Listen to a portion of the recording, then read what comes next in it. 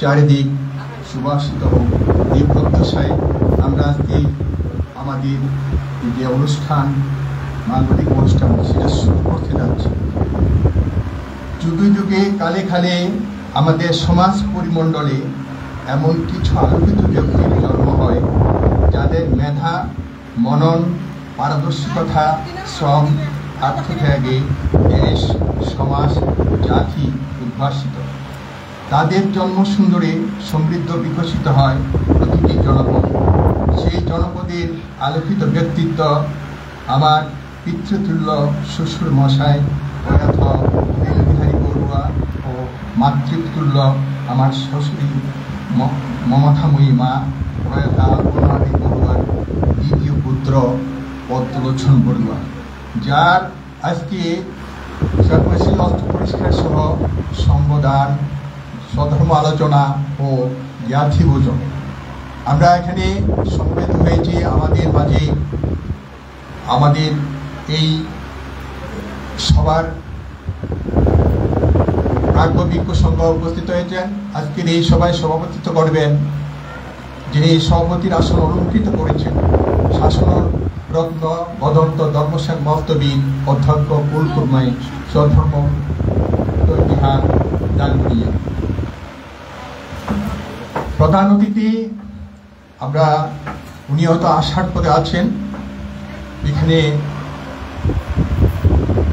প্রধান ধর্মদর্শক হিসাবে আমাদের মাঝে উপস্থিত আছেন বিদর্শনাচার্য উর সুবর্ণ শিলক ধর্মানন্দপুর বিহার দাসচন্দ্র বিহার। বিশেষ ধর্মদর্শক হিসাবে উপস্থিত আছেন বদন্ত দেবঙ্কর মহস্তবীর অধ্যক্ষ কদমতলী ধর্মঙ্কুর বিহার। বিশেষ ধর্মদর্শক হিসেবে উপস্থিত আছেন উত্তমানন্দ কেরব অধ্যক্ষ সোনাইচড়ি সার্বজনীন বৌদ্ধ বিহার। বিশেষ অতিথি ধর্মদর্শক উপস্থিত আছেন বদন্ত সুমনোচ্চস্তবীর অধ্যক্ষ শিলক মণিহার বিহার ডানকুনিয়া। আমরা এখানে আরও আমাদের মাঝে ভিক্ষু সংঘ আছে। আমি পূজনীয় ভিক্ষু সংঘকে আমার সশ্রদ্ধ বন্দনা নিবেদন করছি। সমবেত উপাসক উপাসিকা, দায়ক দায়িকা, আপনাদের জানাচ্ছি আমার যথাযথ প্রণাম এবং আজকের এই মধ্যময় শুভেচ্ছা। আমরা যার উদ্দেশ্যে আজ এই মহতী অনুষ্ঠানের আয়োজন, তিনি আমাদের একজন আলোকিত ব্যক্তিত্ব, আমাদের মধ্য সমাজের গর্ব এবং অহংকার, উদার ব্যক্তিত্ব, পরোপকারী। তার যে পারদর্শিকতা, দক্ষতায় তিনি যে স্থানে দাঁড়িয়ে দুটো কথা বলেছেন সেই স্থান থেকে প্রশংসিত হয়েছেন এবং তিনি তার কর্মস্থলে, আপনারা এটা হয়তো কেউ জানেন কেউ জানেন না, যে শ্রেণী থেকে পাঠদান দিতেন, সেই পাঠদানেও তিনি শ্রেষ্ঠ একজন শিক্ষক হিসাবে গণ্য হয়েছেন এবং সমাদৃত হয়েছেন এবং তিনি সেই তার জন্য তিনি প্রশংসিত হয়ে সম্মাননা পেয়েছেন এবং উপজেলা পর্যায়ে যেরকম প্রতিযোগিতামূলক যে শিক্ষকের যে দক্ষতা, ওখানে তিনি কৃতিত্বের সাথে ওনার যে ব্যক্তিত্ব, ওনার যে দক্ষতা সেটার পরিচয় দিয়েছেন এবং জেলা পর্যায়ে সেরূপ। তা আমরা আজকে অনুষ্ঠান শুরু করার আমি আরম্ভে আমাদের যে ভিক্ষু সংঘ আসন গ্রহণ করেছেন, আমরা ভিক্ষু সংঘকে পুস্তক দিয়ে বরণ করে নেব। প্রথমে আমি আমাদের প্রধান সভাপতির পান থেকে পুষ্পমাল্য বরণ করানোর জন্য আমি বিনীতভাবে অনুরোধ জানাচ্ছি বাবু প্রদীপ বড়ুয়া, সভাপতি, শিলক সার্বজনীন জ্ঞান প্রদীপ বৌদ্ধ বিহার।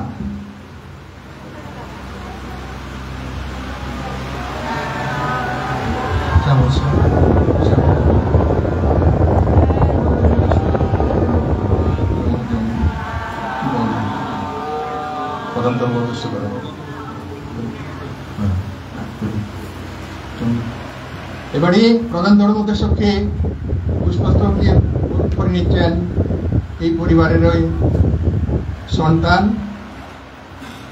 বাবু মনোজ কুমার বড়ুয়া। বাবু মনোজ কুমার বড়ুয়া।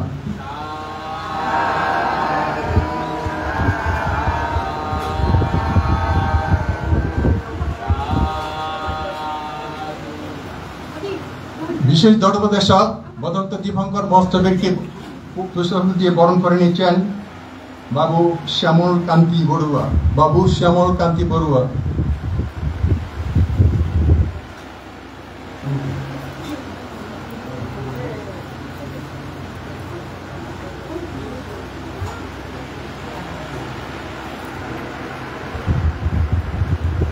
বিশেষ ধর্মদেশক উত্তমানন্দ তেরকে পুষ্পাঞ্জলি দিয়ে বরণ করে নিচ্ছেন বাবু সত্যজিৎ বড়ুয়া টিপু। বাবু সত্যজিৎ বড়ুয়া টিপু।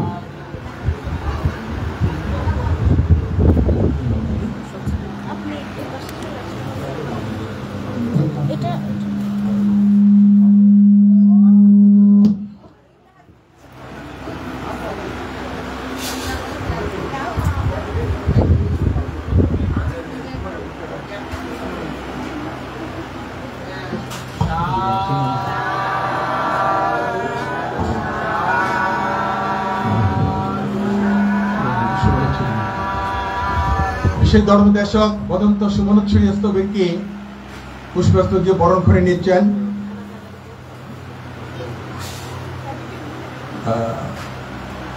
প্রয়াথার চাচাতো ভাই বড় ভাই পারিজাত বড়ুয়া বাবুলদা।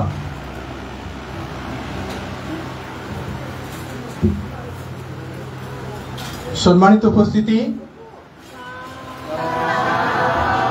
আমরা এই অনুষ্ঠানটি আসলে অনেকভাবে সাজিয়েছিলাম। আমাদের সময় স্বল্পতার জন্য এখানে কিছু কাটছিট করা হচ্ছে বলে এখানে একটু এলোমেলো হয়ে যাচ্ছে, কারণ আমরা চেয়েছিলাম আমাদের অনুষ্ঠানটা ঠিক 9টা অথবা 9:15 শুরু করার জন্য, কিন্তু আমরা যেহেতু আমাদের সেই সুবাদে আমরা আমাদের এই অনুষ্ঠান থেকে কিছু আমরা বাদ দিতে যাচ্ছি। এবারে যে জিনিসটা আমরা এখানে করতে যাচ্ছি, প্রয়াত অধ্যাপক বাবু পদ্মলোচন বড়ুয়া, যিনি একেবারে শেষ পর্যায়ে এসে একটা কবিতা লিখে গেছেন। সেই কবিতাটা পূর্বদেশ পত্রিকায় প্রকাশিত হয়েছে।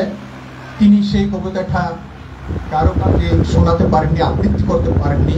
আমি আজকে সেই কবিতাটা এখানে পাঠ করে শোনানোর জন্য প্রয়াথার মেজো বোনের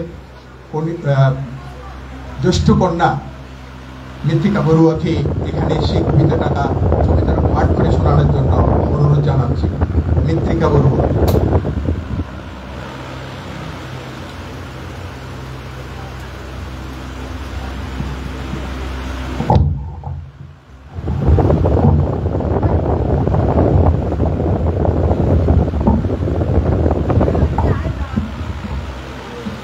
আবৃত্তি করছি দৈনিক পূর্বদেশ পত্রিকায় প্রকাশিত আমার শ্রদ্ধেয় মেজো মামা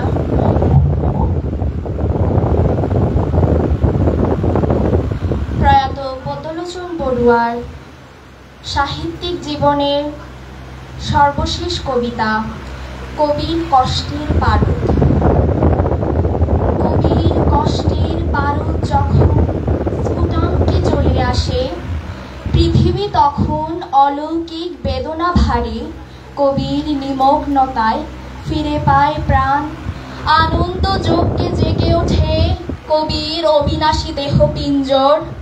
মগ্ন চিত্তে কবির শিল্পিত মোনালিসা মুহূর্তে রূপ নেয় সংগ্রামী আছিয়া। ঘাসফুল হয়ে ফুটে প্রত্যন্ত বাংলার সাহসী মুখ, উদ্ভ্রান্ত গণতন্ত্রের নিখুঁত কারুময়তায় ধিকৃত বাংলার অনাদি কদর্য মোহময়তা। কবির দুচোখ জুড়ে তখন পুড়ে যায় পৃথিবীর ঘ্রাণ। বিবর্ণ বিষণ্ণতায় বারে বারে ফিরে আসে ভিসুভিয়াসের জ্বলন্ত লাভাস্রোত। তখন কবির কবিতা আদিগন্ত রূপ নেয় কষ্টের সুনামিতে। রূপসাগরে বেলাভূমি ছুঁয়ে জেগে ওঠা অকস্মাৎ চর। কবির কম্পিত প্রাণী কেঁদে কেঁদে টুকে যায় না বলা কষ্টের উদম পেরা। সব্যে সত্যাসিতা জগতের সকল প্রাণী সুখী।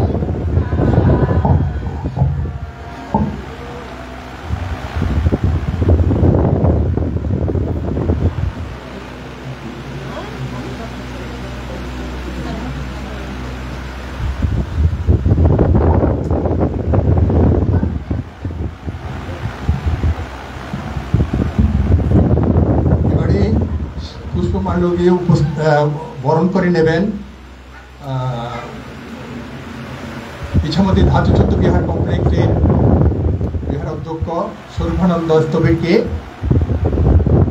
শ্রদ্ধেয় শঙ্কু কুমার বড়ুয়া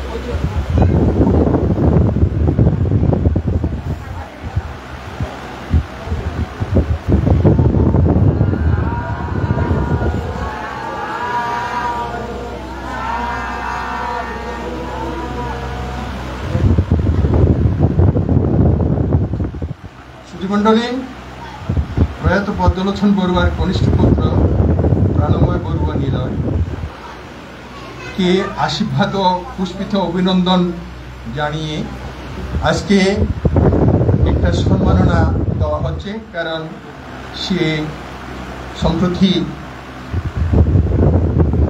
জাহাঙ্গীরনগর বিশ্ববিদ্যালয় থেকে রাষ্ট্রবিজ্ঞানে অনার্স সহ কৃতিত্বের সাথে যে স্নাতক অর্জন করায়, আমি সেই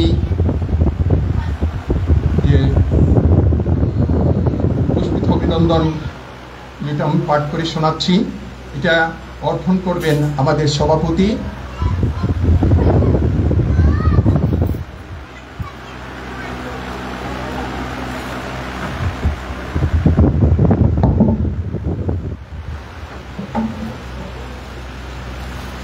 রাঙ্গুনিয়ার ঐতিহ্যবাহী শিলক ফকিরাঘাট গ্রামের ঐতিহ্যমণ্ডিত সুনামধন্য পরিবারের ধার্মিক উপাসক প্রয়াত বিহারী বড়ুয়া ও ধার্মিক উপাসিকা প্রয়াত আলপনা রানী বড়ুয়ার দ্বিতীয় সন্তান প্রয়াত অধ্যক্ষ অবসরপ্রাপ্ত পদ্মলোচন বড়ুয়া ও প্রগতি বড়ুয়ার কনিষ্ঠ পুত্র প্রাণময় বড়ুয়া নিলয় জাহাঙ্গীরনগর বিশ্ববিদ্যালয় থেকে অনার্স রাষ্ট্রবিজ্ঞান ও মাস্টার্স কৃতিত্বের সহিত সম্পন্ন করায় আশীর্বাদ ও পুষ্পিত অভিনন্দন। আশীর্বাদান্তে শিক্ষক স্বরূপানন্দ 13 MA, অধ্যক্ষ ইছামতি ধাতু চত্ব বিহার কমপ্লেক্স, সভাপতি রাঙ্গুনিয়া কৃষি ফাউন্ডেশন, উদ্যোগ পরিচালক আলিয়া সংস্কৃতি কলেজ ও ইছামতি অনাথ আশ্রম, রাঙ্গুনিয়া, চট্টগ্রাম। তারিখ 3 অক্টোবর 2025 খ্রিস্টাব্দ। আমি এই সম্মানটা আমাদের সভাপতি ভান্তি থেকে আমাদের প্রাণময় বড়ুয়াকে গ্রহণ করার জন্য অনুরোধ জানাচ্ছি।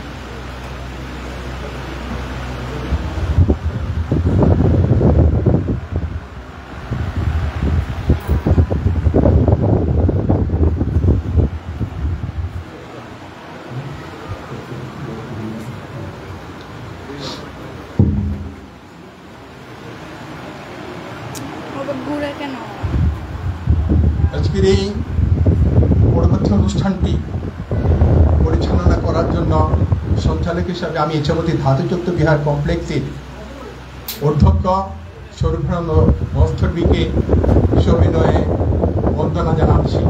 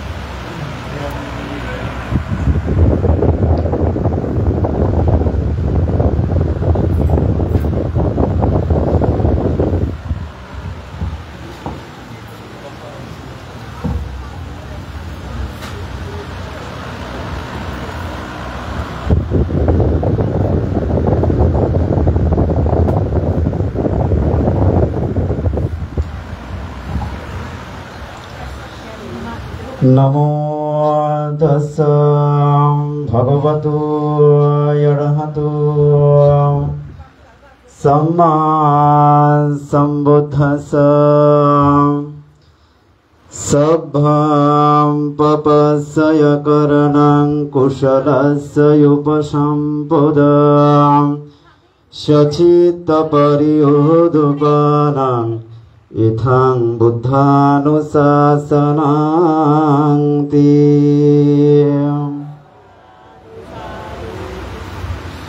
সঙ্গের কাছে ক্ষমা প্রার্থনা করছি, চট্টগ্রাম শহরে একটা ফাংছিল বিদেশ, সেজন্য আসাতে দেরি হয়েছে এবং শিলক অত্র পরিবারের সকল উপাসক উপাসিকা দায়িকা বৃন্দা, আমরা অনুষ্ঠানের শুরুতেই প্রথমে পারিবারিক পরিচিতি ও ধন্যবাদ ও কৃতজ্ঞতা প্রকাশ করবেন বাবু প্রণব কুমার বড়ুয়া, শ্রদ্ধাবান উপাসক বাবু প্রণব কুমার বড়ুয়া।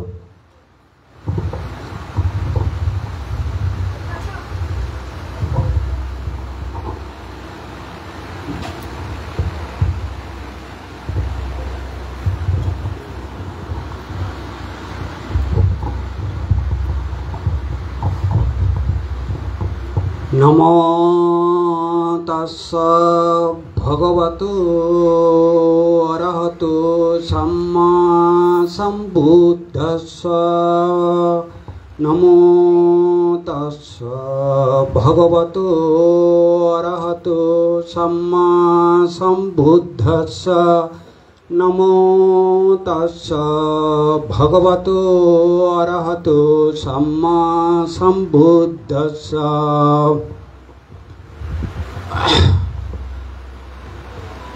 আজকের এই মাঙ্গলিক অনুষ্ঠানের পরম শ্রদ্ধেয় সভাপতি বান্তে, প্রধান ধর্মদেশক বান্তে এবং নবগুণে গুণান্তর ভিক্ষু সংঘকে আমার সশ্রদ্ধ প্রণাম জানি। আপনারা সবাই অবগত আছেন, বিগত 26শে এপ্রিল আমার অনুজ বাবু পদ্মলোচন বড়ুয়া, সাবেক চকরিয়া সরকারি কলেজের অধ্যক্ষ প্রয়াত হয়েছেন। তারই চিত্ত প্রবাহের উদ্যোগতির কামনায় আজকের এই মাঙ্গলিক অনুষ্ঠান। আমি প্রথম ধন্যবাদ জানাই যারা এই অনুষ্ঠানকে আজকে সুন্দর রূপে রূপায়িত করেছেন। আমার আত্মীয় স্বজন এবং অত্র গ্রামের উপাসক উপাসিকা দায়ক দায়িকা বৃন্দ, আমি শুধু একটা কথাই বলবো,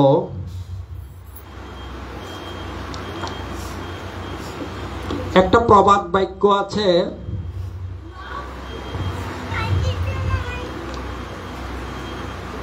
সেটা হচ্ছে যে ফুল ফুটে ঝরে যায় জগতের রীতি, মানুষ মরে যায় রেখে যায় স্মৃতি। আজকে আমার অনুজ এমন স্মৃতি রেখে গেছেন যা অনেক দিন মানুষ স্মরণ করবে। ওনার কাজ, ওনার দক্ষতা, ওনার মানবতা, এই সমস্ত গুণের কথা আমি যেদিন উনি কালগত হয়েছেন আমি দেখেছি। ওই ভাঙার কুল কেঙে এই আধা ঘন্টার জন্য ওনাকে নেওয়া হয়েছে সেই লাশের গাড়ি নিয়ে। সেদিন আমি দেখলাম মানে ওনার প্রতি সেখানকার দায়িকারা এই আধা ঘন্টার মধ্যে কীরকম একটা অনুষ্ঠান করে ফেলছে, এটা না দেখলে বলা যাবে না। তাহলে এটার দ্বারাই তো প্রমাণ হয় উনি সেখানকার কর্মজীবনে কত জনপ্রিয় ছিলেন এবং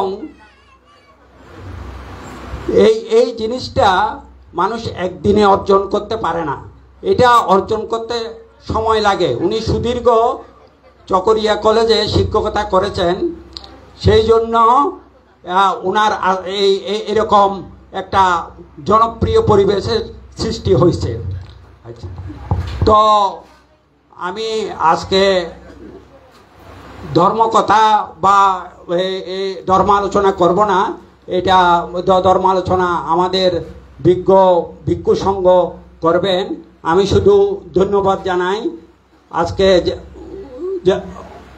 আমাদের জ্ঞাতিরা এখানে এসে আমাদের এই মাঙ্গলিক অনুষ্ঠানের জন্য মানে যে সুন্দর পরিবেশ সৃষ্টি করছেন তার জন্য আমি অনেক অনেক ধন্যবাদ জানাই এবং কৃতজ্ঞতা প্রকাশ করতেছি। শুধু একটা কথা না বললে না হয়, সেটা হচ্ছে যে এই যে আমরা বৌদ্ধ ধর্মাবলম্বীরা আজকে এমন একটা অবস্থায় আছি বর্তমান সমাজে, এটা সবারই এখন এটা জানার বিষয়। তো এরকম অবস্থায় আমাদেরকে অস্তিত্বর সংকটে আমাদেরকে থাকার জন্য, এটা টিকে থাকার জন্য আমাদেরকে এমনভাবে মানে থাকতে হবে, যেটা একজন জীববিজ্ঞানী বলছেন, struggle for existence, survival of the fittest. তাহলে স্ট্রাগল অফ দ্য এক্সিস্টেন্স মানে কি? অস্তিত্ব বজায় রাখার জন্য প্রাণীকুল সর্বদা কি করতেছে? সংগ্রাম করতেছে। তাহলে এই রকম অবস্থায় আমাদেরকেও এখানে টিকে থাকার জন্য অস্তিত্বের সংগ্রাম করতে হবে, না হলে আমাদের অস্তিত্ব বিলীন হয়ে যাবে। ভগবান বুদ্ধ অনন্ত অনন্ত জ্ঞানী ছিলেন বিদায় উনি মঙ্গলসূত্রে বলেছেন, প্রতিরূপ দেশবাস চ পূর্বে চ কত ইয়থা। তাহলে প্রতিরূপ দেশে কেন বসবাস করতে বলছেন? তাহলে আজকে আমরা এখানে এরকম অবস্থায় আছি কেন? কারণ এটা প্রতিরূপ দেশ না হোক, তাহলে তো আমাদেরকে টিকে থাকতে হবে। তাহলে এখানে ভগবান বুদ্ধ এক জায়গায় বলেছেন, যারা বুদ্ধ গুণ, ধর্মগুণ, সঙ্গগুণ, এই ত্রিরত্নের গুণ সর্বদা পুনঃ পুনঃ ভাবনা করেন, তাদের পঞ্চনিবরণ বা আবরণ দূরীভূত হইয়া শ্রদ্ধা উৎপন্ন হয়। এই শ্রদ্ধা থেকে সমাধি উৎপন্ন হয়। এই সমাধি থেকে তাদের বিশেষ জ্ঞান বা যথাভূত জ্ঞান উৎপন্ন হয়। যথাভূত জ্ঞান মানে প্রজ্ঞা উৎপন্ন হয়। এই প্রজ্ঞার দ্বারা সর্বদুঃখের অবসান নির্বাণ লাভের হেতু হয়। এই জন্য ভগবান বুদ্ধ বলেছেন, এই ভিক্ষুগণ, এই একটি মাত্র ধর্ম আছে যাকে পুনঃ পুনঃ আচরণ করলে বা ভাবনা করলে 7টা ফল পাওয়া যায়। তাহলে এই 7টা ফল কি? 7টা ফলের মধ্যে প্রথমটা হচ্ছে নির্বিদায়, 2 নম্বর হচ্ছে বিরাগায়। আমি বিশ্লেষণ করতেছি না কারণ অনেক সময় লাগবে। বিরাগায়। 3 নম্বর হচ্ছে নিরুদায়, 4 নম্বর হচ্ছে উপশমায়, 5 নম্বর হচ্ছে অভিজ্ঞায়, 6 নম্বর হচ্ছে সম্বোধায় এবং 7ম যেটা সর্বশেষ নিব্বাণায়, অর্থাৎ নির্বাণ লাগবে হেতু উৎপন্ন হয়। তাহলে শ্রদ্ধাবান উপাসক উপাসিকা, আমাদের এই যে কিছুক্ষণ আগে বলছি যে অস্তিত্ব টিকা, তাহলে আমরা তো এখানে অস্তিত্ব টিকার জন্য একমাত্র দানশীল ভাবনায় যদি আমরা উন্নত হতে পারি তাহলে আমাদের অস্তিত্ব রক্ষা হবে। এইটা আমাদেরকে সর্বদা স্মরণ রাখতে হবে। যাক, আমি আর বিশেষ কিছু বলবো না। সবাইকে আমি আবার এই পরিবারের পক্ষ থেকে অনেক অনেক শুভেচ্ছা ও ধন্যবাদ জানিয়ে আমার সংক্ষিপ্ত কথা এখানে শেষ করছি। সব্বে সত্তা সুখিতা ভবন্তু, জগতের সকল প্রাণী সুখী হোক, সুখী হোক, সুখী হোক।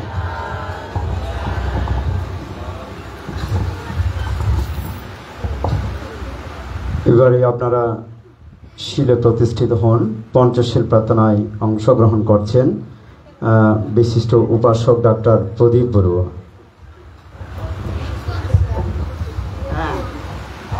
আমি একটা বিশেষ আছে, এই সংবাদটা হচ্ছে যে আমাদের বিহারে অর্থাৎ জ্ঞান প্রদীপ সার্বজনীন বিহারের আমাদের যে উপাধ্যক্ষ বানতে এটা ছিল, গতবার আমরা ওনাকে উপাধ্যক্ষ হিসাবে বরণ করেছিলাম। আজকে আমাদের ভিক্ষুদের সর্বসম্মতিক্রমে ওনাকে আমরা অধ্যক্ষ হিসাবে বরণ করে নিচ্ছি। ওনাকে অধ্যক্ষ হিসাবে বরণ করে নিচ্ছেন অত্র বিহারের সাধারণ সম্পাদক বাবু স্বপন কুমার বড়ুয়া এবং সঙ্গে আছেন লিটন কুমার বড়ুয়া।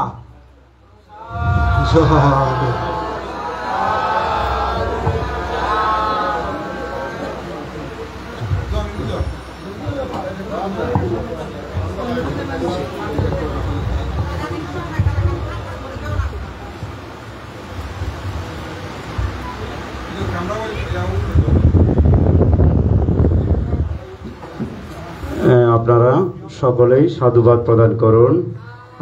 সাধু সাধু সাধু।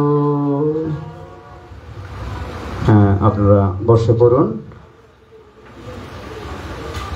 হ্যাঁ,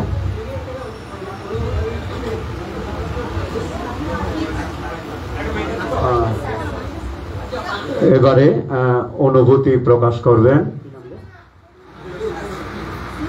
যিনি এই মুহূর্তে যিনি উপাধ্যক্ষ থেকে অধ্যক্ষ হিসাবে বরণ করেছেন। শিলক জ্ঞানপ্রদীপ বিহারের পক্ষ থেকে সকল দায়িক দেখে বৃন্দা এবারে অনুভূতি প্রকাশ করবেন জ্যোতিরক্ষিত ভিক্ষু অনুভূতি প্রকাশ করবেন।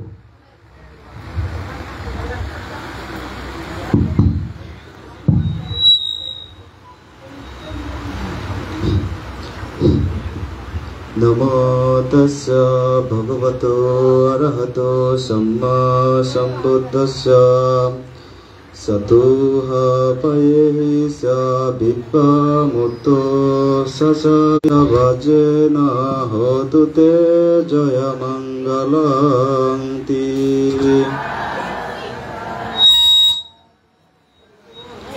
সুতাপন্ন চারি উপায়ে গতি প্রাপ্ত হতে মুক্ত, সুতাপন্ন কখনো বধির বা অন্ধ বা বিকলাঙ্গ হন না। এরূপ সত্যবাক্যর দ্বারা সকলের জয় মঙ্গল হোক।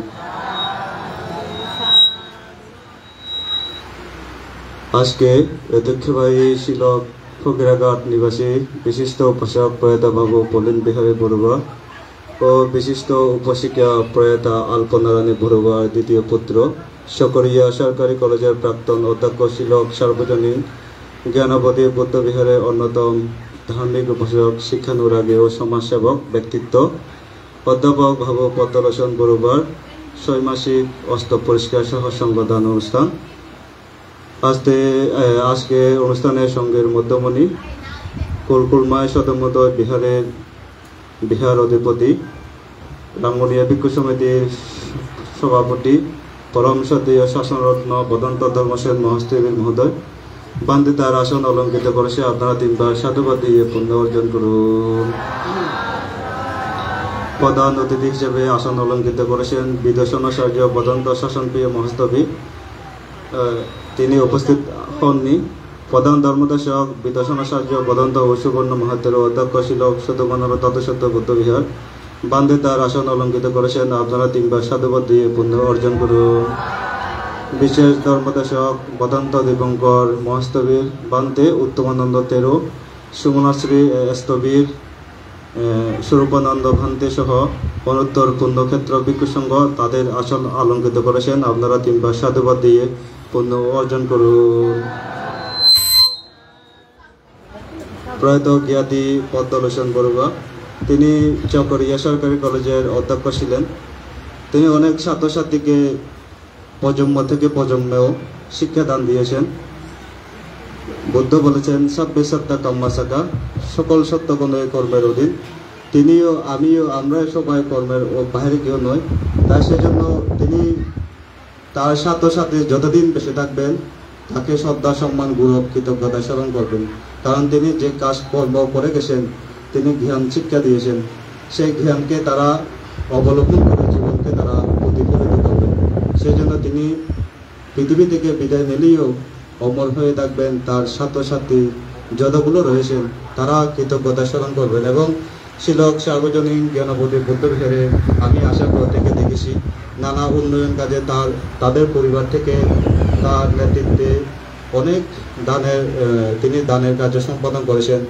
এক প্রকার বলা যায় বিহারের সাথে তারা ওতপ্রোতভাবে জড়িত। এই পরিবার সার্বক্ষণিক বিহারের জন্য চিন্তা করেন এবং দানের হস্ত বাড়িয়ে দেন। সেই জন্য তিনি এই কর্মের মধ্য দিয়ে তিনি শিলকবাসীর অর্থাৎ ফকিরাগার গ্রামের বাসীর কাছে চির অমর হয়ে থাকবেন।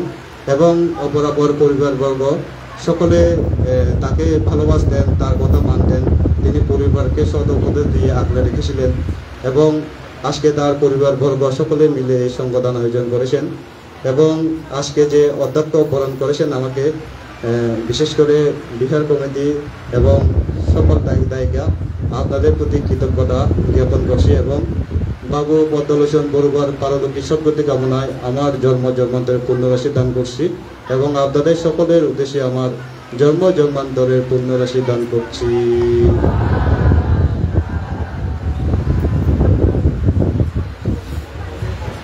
এবারে পঞ্চশীল প্রার্থনায় অংশগ্রহণ করছেন বিশিষ্ট উপাসক ডাক্তার প্রদীপ বড়ুয়া।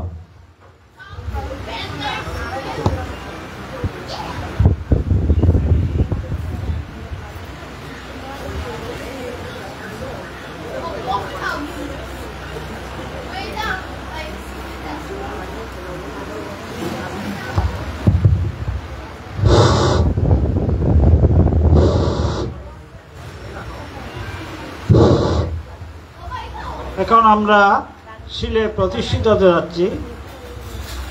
নমো তাস্সা ভগবতো আরহতো সাম্মা সম্বুদ্ধাস্সা। নমো তাস্সা ভগবতো আরহতো সাম্মা সম্বুদ্ধাস্সা। নমো তাস্সা ভগবতো আরহতো সাম্মা সম্বুদ্ধাস্সা। বুদ্ধাং বন্দামি, ධම්මාං වන්දමි, සංඝාං වන්දමි, අහං වන්දමි, සාබ්බදා දෝතියම්පි බුද්ධං වන්දාමි, ධම්මාං වන්දාමි, සංඝාං වන්දමි, අහං වන්දමි, සාබ්බදා තාතියම්පි බුද්ධං වන්දාමි, ධම්මාං වන්දාමි, සංඝාං වන්දාමි, අහං වන්දමි, සාබ්බදා ඕකාශෝ වන්දමි භන්තේ දරිතේන කතං සබ්බං අපරාධං කවාතු නොවන්ත සංඝෝ දෝතියම්පි ඕකාශෝ වන්දමි භන්තේ දරිතේන කතං සබ්බං අපරාධං කවාතු नो भंते संगो तातियम्पि ओकाशो वंदमे भंते धरेतेन कतं सब्बं अपराधं कमातु नो भंते संगो ओकाशो अहं भंते तिशरणेन सह पंचशीलं धम्मं याचामि अनुगहं कृत्वा शिलां लेतु नो भन्ते द्वितीयम्पि ओकाशो अहं भन्ते तिशरणेन सह पञ्चशीलं धम्मं याचामि अनुगहं कृत्वा शिलां धेतु नो भन्ते तातियम्पि ओकाशो अहं भन्ते तिसरणन सह पञ्चशीलं धम्मं याचामि अनुगहं कृत्वा शिलां धेतु नो भन्ते।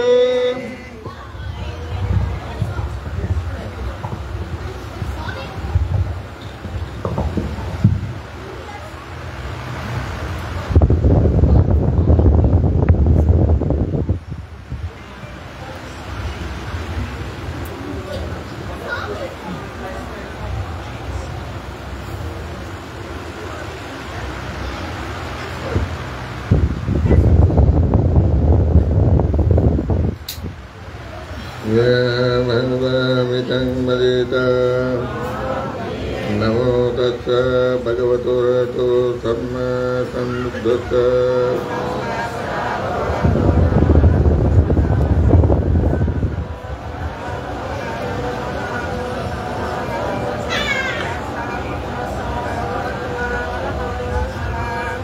बुद्धं शरणं गच्छामि धम्मं शरणं गच्छामि संघं शरणं गच्छामि द्वितीयंपि बुद्धं शरणं गच्छामि द्वितीयंपि धम्मं शरणं गच्छामि द्वितीयंपि संघं शरणं गच्छामि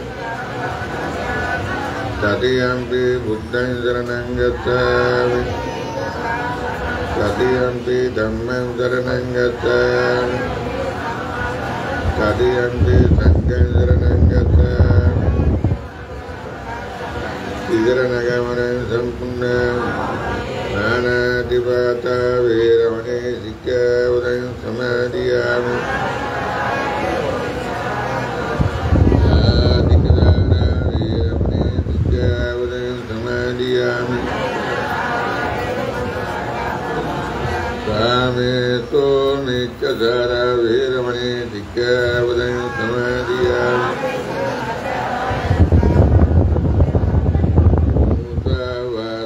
वेरमणे शिक्षावदं समादियामि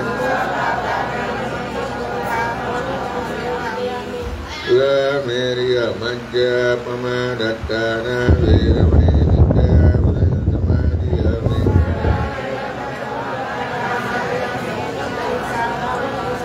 साधुमन्ति शरणसाध्ये पञ्चजं धम्मं साधुगं सुरक्षितं गत्वा आपमादेन सम्पदे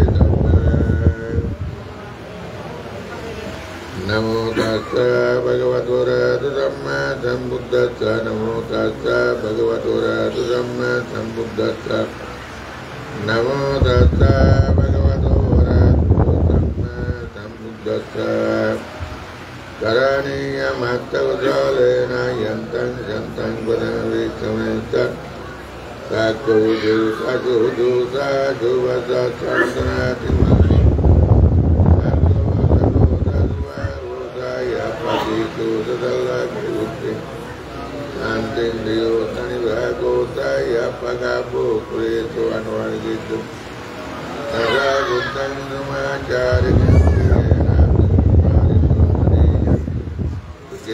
वकमेन वन्तो दत्ते दत्ता भवन्तु सुखिदत्ता एके दिवान भूताति ताता वता वरा वयना वतेसा ईगवे मंगवा माने रसकारुकतुला नित्यावये वयदीताय सदूरे वसन्ति अविदुरे भूतावा सम्भवे सेवा सर्वे सत्ता भवन्तु सुखिदाता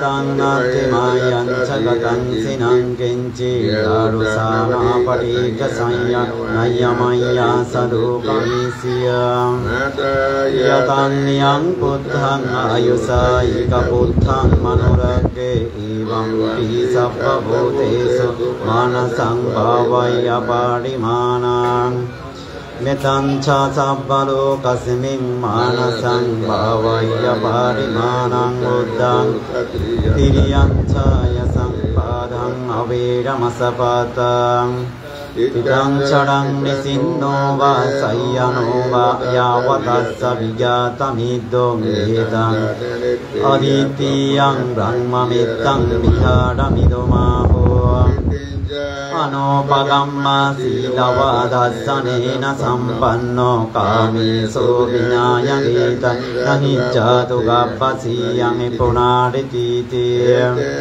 sassavajjena suddhideyotu sabbhuda itena sassavajjena sabbam vinassato sassavajjena dhotu te jayamangalam Iyo vibhajjanto sugaruga vinasato mate bhavado antarayo sukodirigayo ko bhavam Bhavato sabba mangalang rakanto sabba devata sabba danubhavina sada sutti bhavantu te Sabba mangalang rakhanto sabba devata sabba dhammanubhavina sada sutti bhavantu te Sabba mangalang rakhanto sabba devata sabba sanghanubhavina sada sutti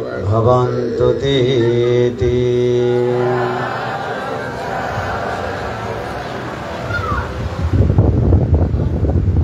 উপাসক উপাসিকা গায়ক গায়িকা বৃন্দা আপনারা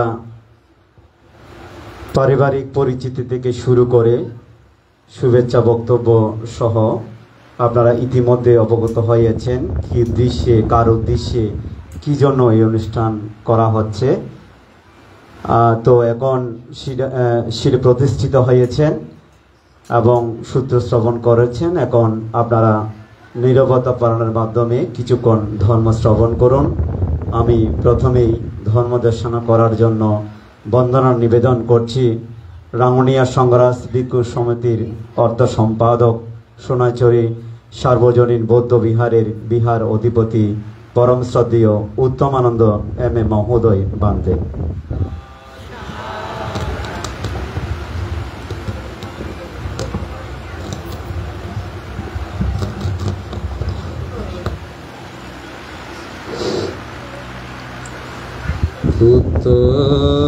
Uttamati dhanamati iti valambiyoiti attahi attanunati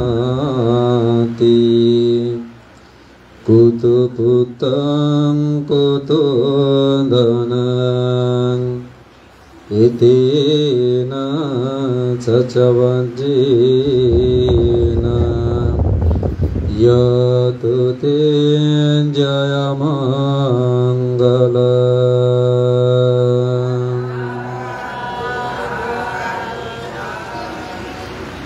পদ্মকারই প্রয়াত পুলিন বিহারীর পরিবারে ওনারই পুত্র প্রয়াত উপাসক পদ্মলোচন বড়ুয়ার পারলৌকিক সদ্গতি কামনায় মহান সংঘকে আহ্বান করে যে অষ্ট পরিষ্কার সহ সংগদান অনুষ্ঠানের ব্যবস্থা করেছেন উক্ত সংগদান অনুষ্ঠানের সংঘের মধ্যমণি রাঙ্গুনিয়া সংঘরাজ ভিক্ষু সমিতির সুযোগ্য সভাপতি তথা আঞ্চলিক সংঘনায়ক কুরকুরমাই সধর্মদয় বিহারের এই সুযোগ্য বিহারাধিপতি পরম শ্রদ্ধেয় বড়বান্তে আমাদের মাঝে আজকের অনুষ্ঠানের প্রধান ধর্ম আলোচকের আসন অলঙ্কৃত করেছেন শিলক সুধর্মানন্দ দাতযত্র বিহার ও গুণালঙ্কার সংস্থাগারের অধ্যক্ষ বিদর্শন আচার্য রাঙ্গুনিয়া সংঘরাজ ভিক্ষু সমিতির সুযোগ্য মহাসচিব পরম শ্রদ্ধেয় বড়বান্তে উপস্থিত আছেন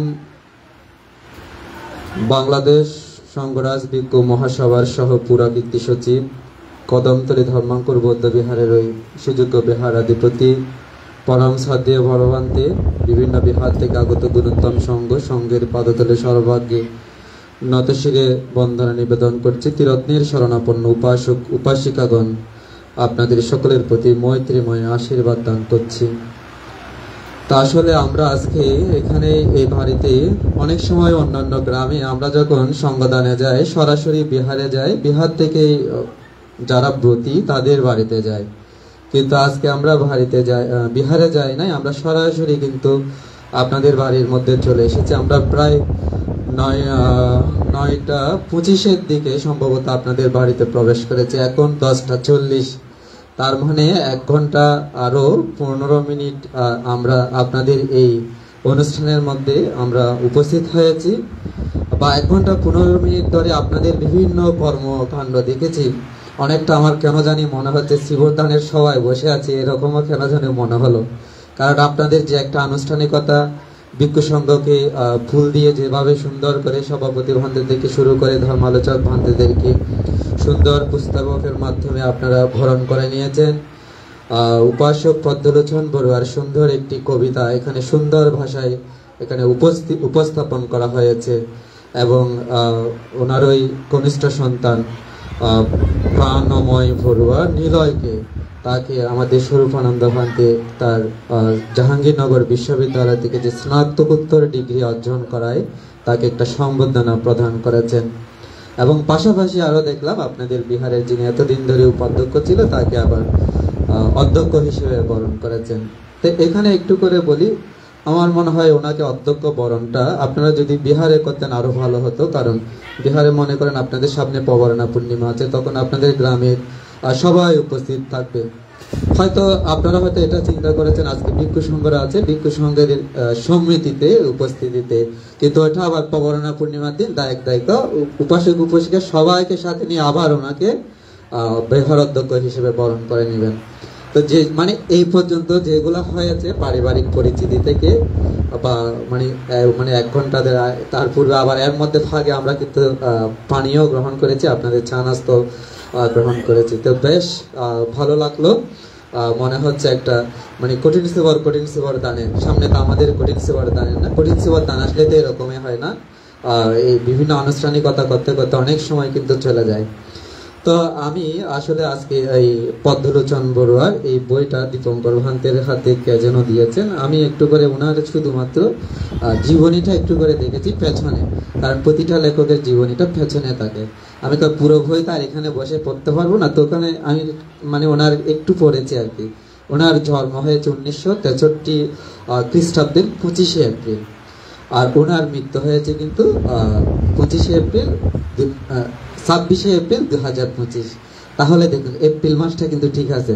ওনার জন্ম 25 এপ্রিল আর মৃত্যু হয়েছে 26 এপ্রিল। তাহলে দেখুন 25 আর 26, তার মানে উনি বরাবর 62 বছর পর্যন্ত আমাদের মাঝে বেঁচে থেকেছেন।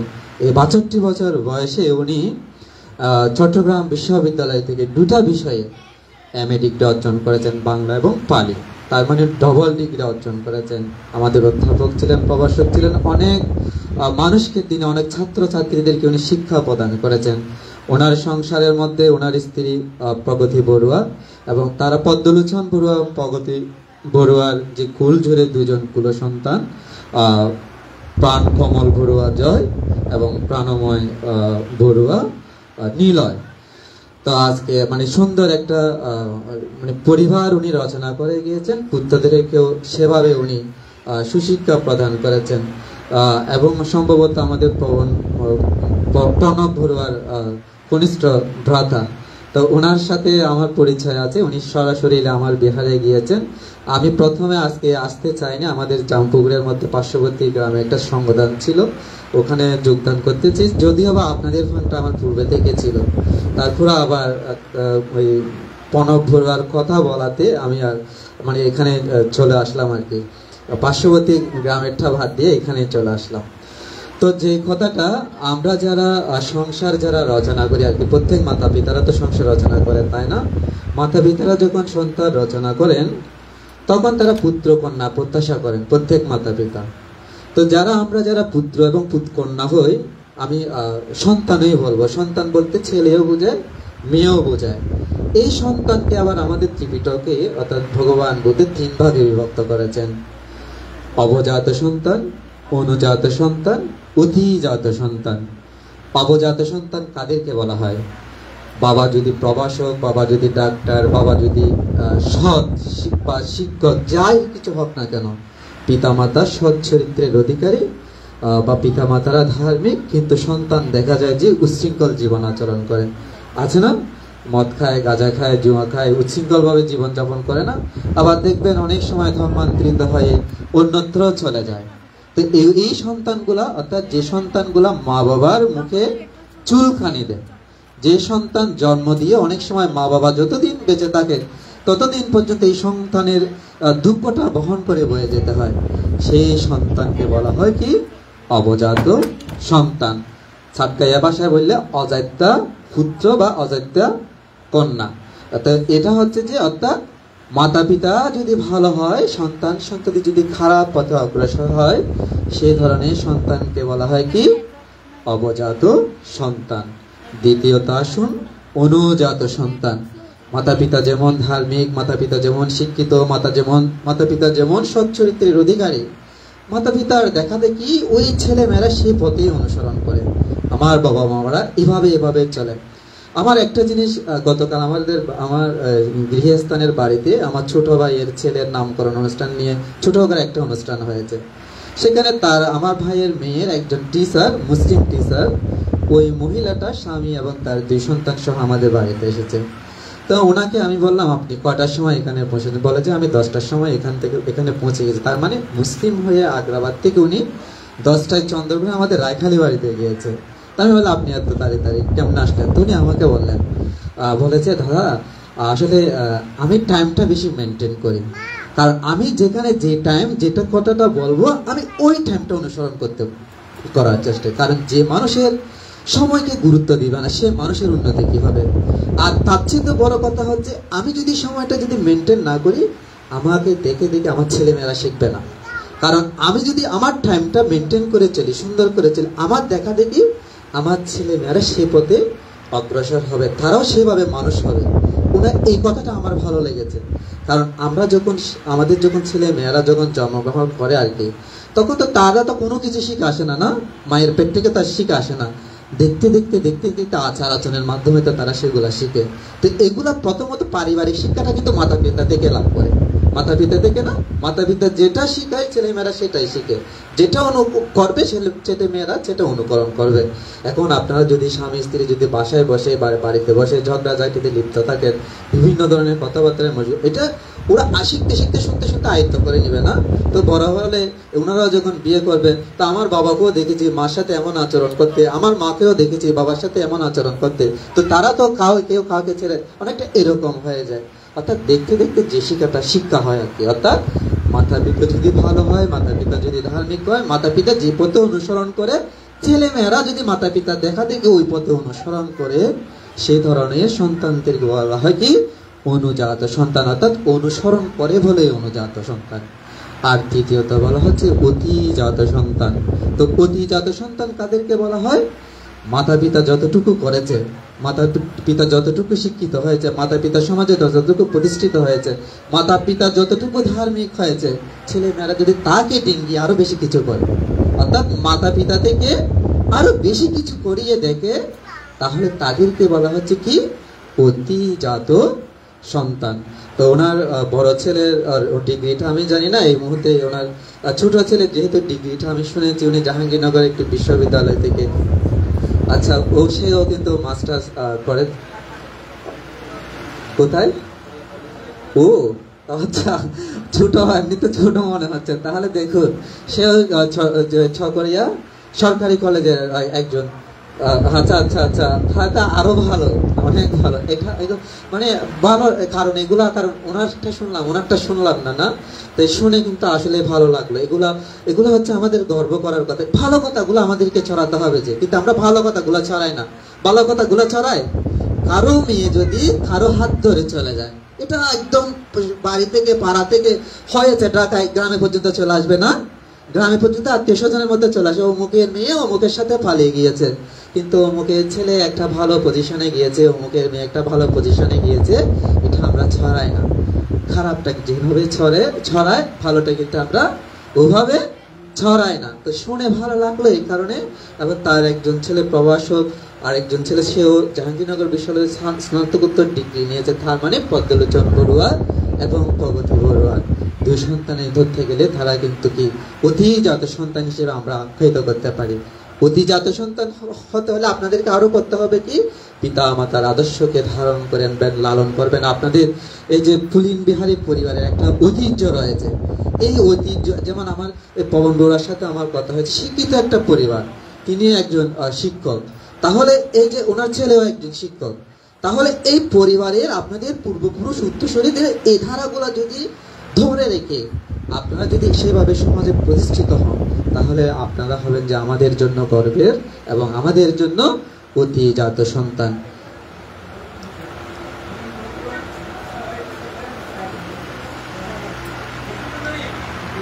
আচ্ছা আচ্ছা, মানে আমি সেদিকে আর যাচ্ছি না, এগুলো আমি শুনেছি ছোটবেলা থেকে। এই বাড়িতে অনেকবার এসেছি, আমি 96 সালে শ্রমণ হয়েছি, শ্রমণ থাকা অবস্থায় এসেছি। তার মানে বললাম এই কারণে আপনাদের পূর্বপুরুষ, আপনাদের উত্তরসূরিরা যে পথে গিয়েছেন, কারণ একটা কথাই আছে না, মহাজ্ঞানী মহাজন যে পথে করে গমন হয়েছে প্রাতঃস্মরণীয়। আমরাও সে পথ ধরে যদি চলি তাহলে আমাদের বিজয়ের পতাকাটা কি থাকবে, ঊর্ধ্বে থাকবে। তা আপনাদের পূর্বপুরুষগণ যে পথে গমন করেছেন, আপনারা সেই পথ অনুসরণ করে যদি বাকি জীবন অতিবাহিত করতে পারেন, তাহলে আপনারা হবেন যে আমাদের জন্য কি অতিজাত সন্তান এবং আমাদের জন্য গর্বের, আমাদের সমাজের জন্য গর্বের। স্বরূপানন্দকেও আশীর্বাদ করছি, কারণ সে ইছামতিতে থেকেও এই যে নিলয় বড়ুয়াকে একটা সম্মাননা প্রদান করেছে, তাতেও কিন্তু এগুলো ভালো। কারণ তাকে যদি এরকম, আবার ভালো এই কারণে বললাম, তাকে যদি এভাবে উদ্বুদ্ধ করা হয়, হয়তো সম্মাননাটা তার কিছুই না, একটা প্রাপ্তি আর কি।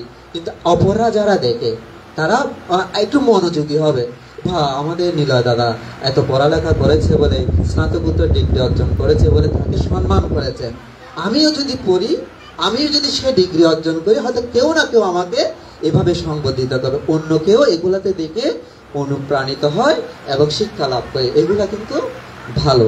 তো আজকে আসলে পদ্মলোচন বড়ুয়া আজ থেকে 6 মাস পূর্বে উনি প্রয়াত হয়েছেন। আজকে 6 মাসের মাথায় এসে ওনাকে স্মরণ করে ওনার প্রতি কৃতজ্ঞতা প্রকাশ করতে গিয়ে আজকে আপনারা অষ্টপরিষ্কার সহ সঙ্গদান দিচ্ছেন। এটা তো মূলত যা কিছু বলি না, এতক্ষণ আমরা যা কিছু বলেছি, যা কিছু বলি না কেন, মূলত হচ্ছে দান অনুষ্ঠান না, দান অনুষ্ঠান, পুণ্য অনুষ্ঠান, উপকারীর প্রতি কৃতজ্ঞতা প্রকাশ করা। তো দান তো আমাদের প্রত্যেকেই করতে হবে, তাই না? যদি দান না করে তাহলে কি হতে পারবো না, আমরা ত্রাণ লাভ করতে পারবো না। সেজন্য ত্রাণ পেতে হলে আমাদেরকে কি করতে হবে, দান করতে হবে। কিন্তু অনেক সময় কিন্তু আমরা আমাদের দান করা থেকে কারো কারো কিছু কিছু মানুষের মনে একটু অনীহা জাগে না, অনীহা জাগে, কৃপণতা জাগে, বা অনেকে টাকা না থাকলেও দিতে পারে না, অনেকে টাকা থাকলেও কিন্তু দেয় না। এগুলো বর্তমানে আছে না, টাকা আছে কিন্তু দান ধর্ম করতেছেন, এরকম অনেক মানুষ আছে। তো যাদের টাকা আছে, পয়সা আছে, দান ধর্ম করে না, তাদেরকে আপনারা কি বলেন? কৃপণ বলেন না? কারণ যারা দান করে না তাদেরকে কি বলা হয়? কৃপণ বলা হয়। তো এগুলা কি এখন আছে? আগে ছিল না। এগুলো বুদ্ধির সময়কালীন ছিল, ওই সময়ে ছিল। সম্পদ রয়েছে, অর্থ রয়েছে, কিন্তু দান দিত না। সেরকম একজন সৃষ্টি ছিল, যার নাম ছিল যে আনন্দ সৃষ্টি। এই আনন্দ সৃষ্টির 40 কোটি সম্পদ ছিল তৎকালীন সময়ে। 34 কোটি সম্পদ মানে অনেক। তার 40 কোটি সম্পদ থাকা সত্ত্বেও কিন্তু সে দান করত না। তার একটি মাত্র পুত্র ছিল, যার পুত্র আপনার পুণ্য নামে যার একটা পুত্র ছিল। সে দান তো করতো না, সে প্রতিনিয়ত তার পুত্রকে ডেকে মাসে 2 বার বসত, অর্থাৎ 15 দিন পর পর পুত্রকে নিয়ে বসতো। শুধুমাত্র এটা হয়তো বলে যে, বাবা দেখো, তুমি মনে করো না তোমার পিতার 40 কোটি সম্পদ রয়েছে, তুমি যদি এই 40 কোটি সম্পদ যদি খরচ করে ফেলো, তাহলে তুমি জীবনে পরবর্তী জীবন তুমি কিভাবে কাটাবে? তিনি পুত্রকে এভাবে উপদেশ দিতেন। বলে যে, তুমি পিপিলিকাকে দেখেছ? পিপিলিকা যখন শীতকাল যখন আসে, পিপিলিকা যেভাবে খাদ্য সংগ্রহ করে, তুমি পিপিলিকার মতো অল্প অল্প করে খাদ্য সঞ্চয় করবে। এটা বলতো। পিপিলিকা কিন্তু খাদ্য সঞ্চয় করতো এই কারণে, কারণ ওই শীতের সময়ে কিন্তু তারা খাবার সংগ্রহ করতে পারে না, গর্ত থেকে শীতের জন্য বের হতে পারে না, যার কারণে ওই সারা বাকি মাসগুলা শীতকালীন সময়ে খাওয়ার জন্য কিন্তু সংগ্রহ করে রাখতো। কিন্তু উনি উপদেশ দিয়েছে পিপিলিকা যেমন খাদ্য সংগ্রহ করে রাখে, তুমিও প্রতিনিয়ত এইভাবে সম্পদ মজুদ করে রাখবে, কাউকে কোনো কিছু দেওয়ার বা কোনো কিছু দান করার প্রয়োজন মনে করিও না। আমি তো আছি, আমি যদি না থাকি আমার অবর্তমানেও তুমি এই সম্পদগুলো রক্ষা করে যাবে। এভাবে প্রতিনিয়ত তার পুত্রকে উপদেশ দিয়ে যখন তিনি তার পরপারে যাওয়ার সময় হলে একদিন উনি প্রয়াত হয়েছেন, মারা গিয়েছেন। এখন মারা যাওয়ার পরে সে আনন্দ সৃষ্টি একটা চণ্ডালিনীর গর্ভে জন্মগ্রহণ করেছে। ছিল যে কি সৃষ্টি, সম্পদ ছিল যে কত 40 কোটি। মৃত্যুর পরে জন্ম নিয়েছে কোথায়? চণ্ডালিনীর গর্ভে। কারণ চণ্ডাল মানে তৎকালীন সময় একদম নিচ জাত, খেতে পারে না, ভিক্ষা করে খেতে হয়, মানুষের বাড়িতে কাজ করে খেতে হয়। তাহলে সে সৃষ্টি, পূর্বের সৃষ্টি কোথায় জন্ম নিয়েছে? চণ্ডালিনীর গর্ভে। যেদিন থেকে সে যে চণ্ডালিনীর গর্ভে যে প্রতিসন্ধি নিয়েছে, অর্থাৎ একটা সন্তান তো 9 মাস পেটে থাকে, সে মায়ের পেটে আসার সাথে সাথে তাদের পরিবারের অভাব আরো বেশি বেড়ে গেল। তার বাবা কোনো জায়গায় কাজে গেলে কাজ পেত না। তখন পাড়া প্রতিবেশী সবাই সিদ্ধান্ত নিল কি, এই মহিলার গর্ভে যে সন্তান আছে সে নিশ্চয়ই অপায়া হবে, তাকে আমাদের সমাজ থেকে, আমাদের গ্রাম থেকে তাড়িয়ে দেওয়া হোক। তখন তার মাকে কিন্তু সমাজ থেকে আলাদা করে দেওয়া হলো, সে তাকে একদম গ্রাম থেকে বের করে দেওয়া হলো। তখন সে মা মানুষের ধারে ধারে ঘুরে ঘুরে অতি কষ্ট করে 9 মাস বা 10 মাস তার সন্তানকে পেটে নিয়ে যখন জন্ম হলো, সেই আনন্দ সৃষ্টি জন্মের সাথে সাথে এমন ভাবে জন্ম নিল। আপনারা তো প্রতিবন্ধী দেখেছেন না? প্রতিবন্ধী বলতে সে এমন বেশি কুৎসিত ছিল, আরো বেশি। চোখের জায়গায় চোখ ছিল না, নাকের জায়গায় নাক ছিল না, কানের জায়গায় কান ছিল না, হাত পা গুলো বিকলাঙ্গ ছিল। এভাবেই মানে কিম্পুত কিমাকার প্রতিবন্ধী হয়ে জন্মগ্রহণ করেছে। মা যখন তাকে নিয়ে ভিক্ষায় যেত, তার সন্তানকে দেখে মানুষরা ভয় পেত, তাকে ভিক্ষা দিত না। তারপরও সে মা তো তার ছেলে আপনার কি বলে যে সে যদি দুশ্চরিত্র হয়, সে যদি কুলাঙ্গারও হয়, সে যদি প্রতিবন্ধীও হয়, সে যদি কালো হয়, তার একটা হাতও যদি না থাকে, সে কিন্তু মা, সে তার সন্তানকে কিন্তু রক্ষা করার চেষ্টা করে। সে মাও কিন্তু এক সময় এসে, অর্থাৎ তার মনে করেন 14-15 বছর বয়স হয়েছে, এক সময় এসে তার মাও তাকে বললেন, বাবা তোমাকে আমি বহু কষ্ট করে এত দূর পর্যন্ত নিয়ে এসেছি, তোমাকে বহন করার আমার আর সময় নেই, আমার আর শক্তিও নেই, শরীরে বলও নেই, আমি তোমাকে ত্যাগ করছি, তুমি তোমার পথ তুমি নিজেই বেছে নিয়ে বাকি জীবনটা অতিবাহিত করো। তখন তার মা তাকে একটা ভিক্ষার থলে ঝুলিয়ে দিয়ে বললো, তুমি বাকি জীবনটা তুমি কাটিয়ে দাও। মাও তাকে কিন্তু এক সময় এসে ত্যাগ করে চলে গেল। তখন সেই আনন্দ সৃষ্টি, অর্থাৎ সে কি মানে প্রতিবন্ধী, ওই ভিক্ষার থলে নিয়ে নগর থেকে নগর, গ্রাম থেকে গ্রাম, জনপদ থেকে জনপদ ঘুরতে ঘুরতে, আজকে এখানে কালকে ওখানে, এভাবে ঘুরতে ঘুরতে ওই তার আগের জন্মের যে উনি যে সৃষ্টি ছিল, তার একটা তো প্রাসাদ ছিল না, আনন্দ নামক যে সৃষ্টি ছিল, 40 কোটি সম্পদ ছিল, সে ওই প্রাসাদে ঢুকে গেল। অর্থাৎ বাড়ির উঠানে যখন আসলো, তখন উঠানের মধ্যে তার ছেলে পুত্র যে ছিল, ওই পুত্রের ছেলে মেয়েরা ওখানে খেলাধুলা করছে। কিম্পুত কিমাকার এই লোকটাকে দেখে তারা কান্নাকাটি শুরু করে দিল। উপর থেকে ওই তার পুত্র সেটা শুনে দারোয়ানকে বলল, এই লোকটাকে তোমরা এখানে কেন ঢুকতে দিয়েছো? আমার ছেলে মেয়েরা তো ভয় পাচ্ছে, তোমরা তাকে ঘাত ধাক্কা দিয়ে বের করে দাও। তখন দারোয়ান এসে তাকে যখন ওই ঘাত ধাক্কা দিলে প্রাসাদের বাহিরে নিক্ষেপ করে দিল। এই প্রাসাদের বাহিরে তাদের ওই যে খাবার, কিছু কিছু আপনারা তো ডাস্টবিন, ঢাকা শহরের মধ্যে যারা আছেন আপনারা তো ডাস্টবিন দেখেন না, খাবারের কিছু কিছু ডাস্টবিন, ওখান থেকে খাবার খায়, যে এরকম মানুষ দেখছেন না, ডাস্টবিন থেকেও খাবার খুঁজে খুঁজে কিন্তু মানুষরা খায়, এখনো খাচ্ছে, খুঁজে খুঁজে খায়। এগুলো কোন খাবার গুলো খায়? আমি আমার টাকা রয়েছে, কলা অর্ধেক খেয়েছি, আর খেতে পারছি না, এটা ফেলে দিয়েছি না, আপেল অর্ধেক খেয়েছি, বাকিটা ফেলে দিয়েছি, পাউরুটি অর্ধেক খেয়েছি, আর একটু ফেলে দিয়েছি। ওই ফেলে দেওয়া খাবার গুলা কিন্তু আবার অপর মানুষে কিন্তু খাচ্ছে। ওই ব্যক্তিকে যে বাহিরে নিক্ষেপ করে রাখা হলো, তখন তাদের সে যে আহারের স্তূপটা ছিল, ময়লা যেখানে রাখা হয়, তখন সে ময়লা স্তূপ থেকে খুঁজে খুঁজে, ক্ষুধার যন্ত্রণা সহ্য করতে না পেরে খুঁজে খুঁজে খাবার খাচ্ছে। এই সময় ভগবান বুদ্ধ আনন্দ ভারতে সহ যখন পিণ্ডচরণ করে দিচ্ছিলেন, এই আনন্দ সৃষ্টিকে সে স্থান থেকে খাবার খেতে দেখে বুদ্ধ মৃদু হাসলেন। বুদ্ধ কখনো বিনা কারণে হাসেন না। আনন্দভান্তে কৌতূহল বশত ভগবান বুদ্ধকে প্রশ্ন করলেন, বুদ্ধ ভগবান, আপনি তো বিনা কারণে হাসেন না, আপনি হাসার রহস্যটা কি? তখন ভগবান বুদ্ধ বললেন, হে আনন্দ, ওই ময়লা স্তূপের মধ্যে একজন মানুষকে তুমি দেখতে পাচ্ছ, যে ময়লা স্তূপ থেকে খুঁজে খুঁজে খাবার খাচ্ছে? বলে যে হ্যাঁ। বলে যে তুমি কি জানো সে ব্যক্তিকে? বলে যে তিনি হচ্ছে এই প্রাসাদের মালিক।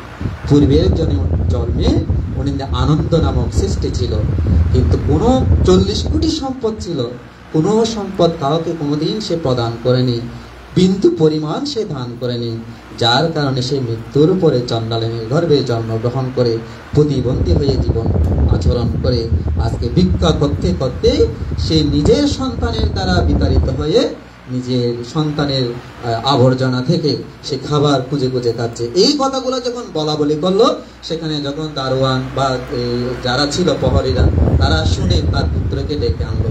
বলে যে ভগবান বুদ্ধ এইভাবে বলছেন, আপনি যে যাকে বের করে দিতে বলেছেন তিনি নাকি আপনার পিতা। তার পুত্র যখন, তার পুত্রের নাম ছিল যে মূল্যশ্রী। মূল্যশ্রী যখন আসলো, তখন বুদ্ধ যখন এইভাবে বললেন, মূল্যশ্রী বললেন, ইনি কখনো আমার পিতা হতে পারে না। কারণ আমাদের পিতামাতা যখন মারা যায়, আমরা তো কেউ আমাদের পিতামাতা নিম্নগতিপ্রাপ্ত হোক এটা বলি না, বলি না। ব্যানার লেখলেও কি লিখি? স্বর্গীয় বা স্বর্গীয় বা স্বর্গীয়া, এভাবে বলি। কারণ আমরা চাই যে আমাদের মা বাবারা ওনারা উপরে যান। তো সেও বলে যে আমার পিতা এইভাবে জন্ম নিতে পারে না, সে কখনো আমার পিতা হতে পারে না। তখন বুদ্ধ তাকে একটু করে ঋদ্ধি দিলেন। কাকে? ওই আনন্দ সৃষ্টিকে। বলে যে শ্রেষ্ঠী মহাশয়, আপনার পূর্বজন্মের স্মৃতি আপনার মাঝে ফিরে আসুন। যখন এই ঋদ্ধিটা দিল, তখন তার পূর্বজন্মের স্মৃতিটা মনে পড়েছে। অর্থাৎ সে যে আনন্দ নামক সৃষ্টি ছিল, 40 কোটি সম্পদ ছিল, এটা তার প্রাসাদ। বুদ্ধ বললেন, তুমি যে মৃত্যুর পূর্বে পুত্রকে 40 কোটি সম্পদ দিয়ে গেছো, কিন্তু তোমার যে আরো পঞ্চনিধি লুকিয়াইতে ছিল, সেই পঞ্চনিধি রত্ন তুমি কোথায় কোথায় লুকিয়ে রেখেছ, যেটা তুমি মৃত্যুর পূর্বে পুত্রকে বলে যেতে পারোনি। একটু তোমার পুত্রকে সেই ধন, সেই সম্পদগুলো দেখিয়ে দিয়ে আসো। যখন তাকে প্রাসাদের ভিতরে নিয়ে গেল, তখন সে 5 জায়গা থেকে 5 স্থান থেকে তার পঞ্চনিধির শত স্বর্ণের ট্যাগগুলা যখন বের করে দিল, তখন তার উপস্থিত সকলেই, তার পুত্র সহ সকলেই বুঝতে পেরেছিল যে কি এটাই সে তাদের মূল্যশ্রীর পিতা, এই সৃষ্টি, এই প্রাসাদের মালিক। পূর্ব জন্মে আনন্দ নামক সৃষ্টি ছিল, 40 কোটি তার সম্পদ ছিল। এটা যখন সবাই বুঝতে পারল, ভাষণ করেছিলেন। এখানে বলা হচ্ছে কি, পুত্তমত্তি দনমত্তি ইতি বালো বিনয়িতি আত্মাহি আত্মানুনাতি কুতু পুত্ত কুতু দনম। বুদ্ধ বলেন, এই জগৎ সংসারের মধ্যে কিছু কিছু নরনারী উপাসক উপাসিকাগণ আছেন, আমার স্ত্রী আছে, আমার পুত্র আছে, আমার কন্যা আছে, এসব চিন্তা করে করে তারা ইহজন্মে দান করে না। ইহজন্মে দান না করার কারণে তাদের গতিটা কিন্তু এভাবে হয়। মূর্খ জনেরা বেঁচে থাকতে, ধন থাকতে, সময় সুযোগ থাকতেও দান করে না, যার কারণে মৃত্যুর পরে তাদের গতিটা এভাবে হয়। বুদ্ধ যখন এভাবে ধর্ম উপদেশ বা ধর্মবাণী প্রদান করলেন, আনন্দ সৃষ্টি সহ তার পুত্র উপস্থিত অনেকেই সেখানে তারা বুদ্ধের ধর্ম শ্রবণ করে শ্রোতাপন্ন বলে প্রতিষ্ঠিত হলে। তো ধর্মপ্রাণ উপাসক উপাসিকাগণ, আজকে আপনারা যদিও বা পদ্মলোচন বড়ুয়াকে লক্ষ্য করে দানের ব্যবস্থা করেছেন, উনি যতটুকু না বেশি উপকৃত হচ্ছেন, তার থেকেও বেশি উপকৃত হচ্ছেন আপনারা। কারণ ওনার কর্ম নিয়ে উনি গতিপ্রাপ্ত হয়েছেন। শুধুমাত্র একটি জায়গায় গেলে এই পুণ্যটা উনি পাবেন, সেটা হচ্ছে যে পরদত্ত বুঝি প্রেত। হচ্ছে 33 লোকভূমির মধ্যে দেবলোকে, মনুষ্যলোকে, তির্যকলোকে কোনো জায়গায় গেলে পুণ্য পাবে না, শুধুমাত্র পরদত্ত বুঝি প্রেত হলে পাবে। যে তাহলে পুণ্যগুলা কোথায় যাবে? আপনারা যারা আর্থিক দিয়েছেন, কায়িক দিয়েছেন, বাচনিক দিয়েছেন, মানসিক দিয়েছেন, আত্মীয় স্বজনরা সাধুবাদ দিয়ে অনুমোদন করতে এসেছেন, এই প্রত্যেকে কিন্তু আপনারা পুণ্যের ভাগীদার হবেন। এটা আপনাদের জীবনে সঞ্চয় পাথেয় হয়ে থাকবে। তা আপনারা আমাদের যাদের যতটুকু সময় সুযোগ সামর্থ্য থাকবে, আমরা বেঁচে থাকতে দান ধর্ম করে, শীল সমাধি প্রজ্ঞার অনুশীলন করে বাকি জীবন অতিবাহিত করার চেষ্টা করবেন। আমার কথা দীর্ঘায়িত করছি না। উপাসক পদ্মলোচন বড়ুয়া যেখানে যাক না কেন, আপনাদের আমাদের পুণ্য লাভ করে উদ্যোগ থেকে উদ্যোগতি গ্রহণ করুক। ওনার সহধর্মিনী এবং ওনার 2 পুত্র, পরিবারের অপর পরিজ্ঞাতি স্বজন সকলে দীর্ঘ জীবন কামনা করে সকলের প্রতি মৈত্রীময় আশীর্বাদ দান করে মাননীয় সঙ্গের পদতলে নতশিরে বন্দনা নিবেদন করে আমার ধর্মভাষণ করে সমাপ্তি করলাম। জগতের সকল প্রাণী সুখী। সাধু সাধু সাধু। এবারে সংক্ষিপ্ত পরিসরে পুণ্যদান করবেন পরম শ্রদ্ধেয় দীপঙ্কর মহাস্ত বীরবান্তে, অধ্যক্ষ কদমতলী ধর্মাঙ্কুর বিহার।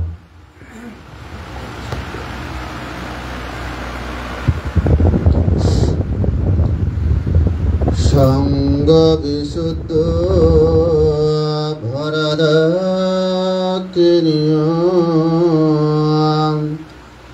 শান্তেন্দ্রিয় সাপ মলাপহীন। সাধুবাদ প্রত্যেকে। ঐতিহ্যবাহী রাঙ্গুনিয়া থানার অন্তর্গত পুণ্যতীর্থ গ্রাম, সুজলা সুফলা শস্য শ্যামল প্রাকৃতিক সৌন্দর্য গ্রাম। শিলক জ্ঞানপ্রদীপ বিহারী ধার্মিক উপাসক পায়াত পুলিন বিহারী বড়ুয়ার সন্তান পায়াত অধ্যাপক পদ্মলোচন বড়ুয়ার ষান্মাসিক অষ্টপরীক্ষা দান সংবাদানের মধ্যমণি উপস্থিত আছেন। বাংলাদেশ সংগ্রাম বিক্ষোভ মহাসভার বর্ষীয়ান সাংঘিক ব্যক্তিত্ব, শাসন রত্ন, রাঙ্গুনিয়া সংগ্রাম বিক্ষোভ সমিতির সভাপতি, আঞ্চলিক সমন্বয়ক, সকলের গুরুজন, সকলের অভিভাবক, পরম শ্রদ্ধাভাজন আজকের সভার সভাপতি বান্তের প্রতি বন্দনা জ্ঞাপন করছে। আজকের সংবাদান অনুষ্ঠানের প্রধান ধর্মদর্শক হিসেবে উপস্থিত আছেন রাঙ্গুনিয়া সংগ্রাম বিক্ষোভ সমিতির সাধারণ সম্পাদক শিলক সুধমানন্দ জাতিসত্য বিহারের অধ্যক্ষ পরম শ্রদ্ধেয় বিদর্শন আচার্য। বান্তের প্রতি বন্দনা জ্ঞাপন করছি। উপস্থিত আছেন যিনি এতক্ষণ পর্যন্ত দেশনা করেছেন অত্যন্ত সুন্দরভাবে আমার প্রিয় ভাজন সোনাইছড়ির সার্বজনীন বিহারের অধ্যক্ষ, রাঙ্গুনিয়া সংগ্রাম বিক্ষোভ সমিতির অর্থ সম্পাদক উত্তমানন্দ 13 MA। উপস্থিত আছেন সুমনশ্রী স্বরূপানন্দ ধর্মপ্রিয় সহ প্রমুখ ভিক্ষুর সঙ্গে পা ধরে বন্দনা জ্ঞাপন করছে। যেহেতু অনেক সময় হয়েছেন, পদ্মলোচন বাবুর কথা বলতে গেলে অনেক সময়ের প্রয়োজন আছে। আমার উত্তমানন্দ বান্তে অত্যন্ত সুন্দর কথা বলেছেন। যেহেতু আমরা এখানে যখন এই বাড়িতে অনুষ্ঠানে আসতাম, আমি প্রায় রাঙ্গুনিয়া 25 বছর। এই 25 বছরের মধ্যে এই বাড়ির মধ্যে অনেকবার অনুষ্ঠানে এসেছি, অনেক কিছু দেখেছি। সেগুলো হচ্ছে সামাজিক কাজ, সেগুলো হচ্ছে ধর্মীয় কাজ, সেগুলো হচ্ছে পুণ্যের কাজ। পুলিন বিহারী বড়ুয়ার উদ্দেশ্যে ওনার পুত্রদ্বয় প্রতিটি বছর এক একটা অনুষ্ঠান করেছিলেন এবং পদ্মলোচন বড়ুয়ার সাথেও আমরা যখন চকরিয়ে যেতাম, আমি অনেকবার ওনার বাসায় সোয়াইন খেয়েছি, ওনার সাথে অনেকবার দেখা হয়েছে। পদ্মলোচন বড়ুয়া উনি একজন বৌদ্ধ সমাজের গর্বিত সন্তান, উনি একজন শিক্ষাবীর সন্তান, উনি একজন সমাজসেবক উপাসক। উনি যে যে কাজ করে গিয়েছিলেন সেগুলো সমাজের জন্য অত্যন্ত সুন্দর কাজ করে গিয়েছিলেন। তাই যে পরিবারের ভালো বীজ থাকবে সে পরিবারের ভালো বীজ উৎপন্ন হবে, যে পরিবারে ভালো বীজ থাকবে না সে পরিবারে ভালো বীজ উৎপন্ন হবে না। কারণ ভালো বীজ থেকে শিকড় সৃষ্টি হয়।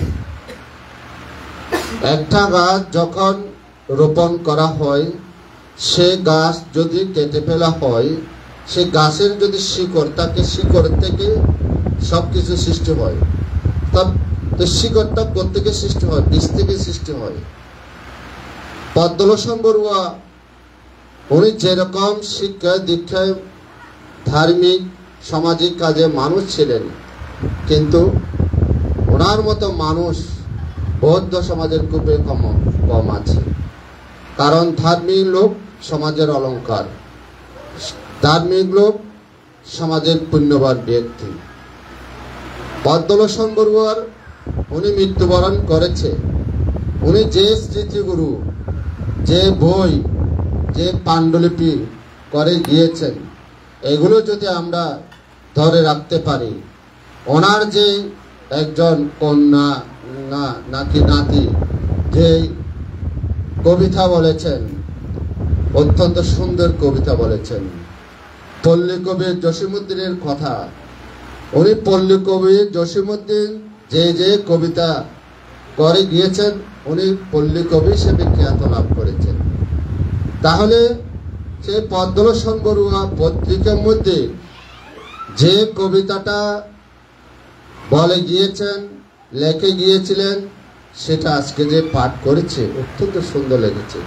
এবং ওনার যে পুত্র জগন্নাথ বিশ্ববিদ্যালয় থেকে স্নাতক সম্মান করেছেন, স্বরূপানন্দ ভিক্ষু, ওনাকে যে সম্মান দিয়েছেন, আমিও রাঙ্গুনিয়া সংঘরাজ ভিক্ষু সমিতির পক্ষ থেকে তাকে আশীর্বাদ অভিনন্দন জানাচ্ছি এবং রাঙ্গুনিয়া বৌদ্ধ সমিতির পক্ষ থেকেও অভিনন্দন জ্ঞাপন করছি। আরও উদ্যোগীকে হোক এবং পিতার মতো হোক, পদ্মলোচন বড়ুয়ার মতো হোক। পদ্মলোচন বড়ুয়া একজন শিক্ষাবিদ, একজন প্রভাষক, একজন অধ্যক্ষ, অত্যন্ত সুন্দর। ওনার ছাত্র অনেক বিশেষ ক্যাডার হয়েছেন, ওনার ছাত্র এমনকি ডাক্তার হয়েছেন, ওনার ছাত্র ডিসি হয়েছে, সেরকম প্রমাণ আছে। তাই এই পরিবারের শ্রীবৃদ্ধি কামনা করে আমি দীর্ঘক্ষণ ভাষণ না দিয়ে আমার পরম শ্রদ্ধেয় বান্তিদের প্রতি বন্দনা জ্ঞাপন করে আমার সংক্ষিপ্ত সদ্ধর্ম দেশনা এইখানে সমাপ্তি করলাম। 26 সুবিধন্তু জগতের সকল প্রাণ সুখী হোক। সাধু সাধু সাধু।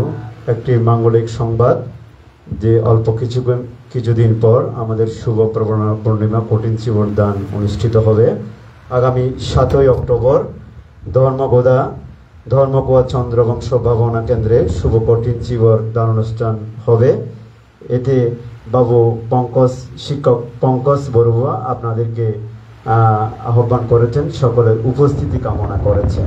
এবারে আজকের অনুষ্ঠানের প্রধান ধর্মদেশক রাঙ্গুনিয়া সংঘরাজ ভিক্ষু সমিতির সুযোগ্য মহাসচিব এবং শিলক সুধর্মানন্দ ধাতুযত্ত বিহার সন্তাগারের বিহার অধ্যক্ষ বিদর্শনাচার্য পরম সদীয় ও সুবর্ণ মহাতেরবান থেকে প্রার্থনা করছি আজকে অনুষ্ঠানের প্রধান ধর্মদেশকে ধর্মদেশনা করার জন্য।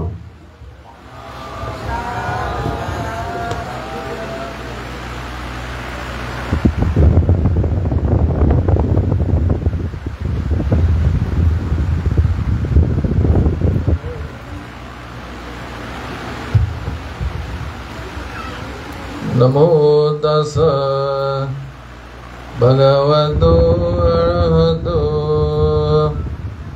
सम्मा सम्बुद्धस्सा सुदुदसं सुनिपुना यथा कमनिपतिना सिद्धं रक्षयामि दवे सिद्धं गोतं सुखमहन्ति।